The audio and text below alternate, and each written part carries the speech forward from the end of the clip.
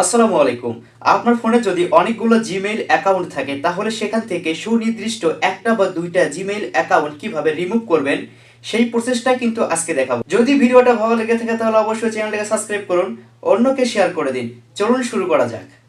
প্রথমে ফোনের Gmail অ্যাপসটাকে open করুন। ওপেন করার পরে এরকম দেখাবে।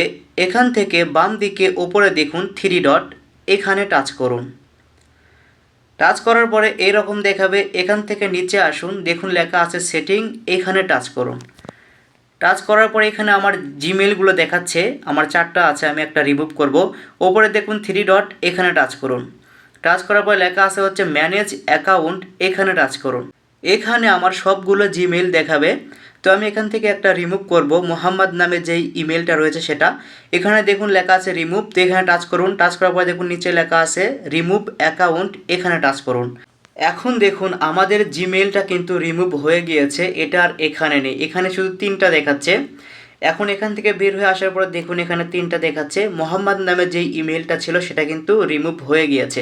তো এভাবেই খুব সহজে আপনারা আপনাদের অতিরিক্ত ইমেলগুলোকে রিমুভ করতে পারেন। সবাই ভালো থাকুন, আবার দেখাবেন নতুন আরেকটা ভিডিও নিয়ে।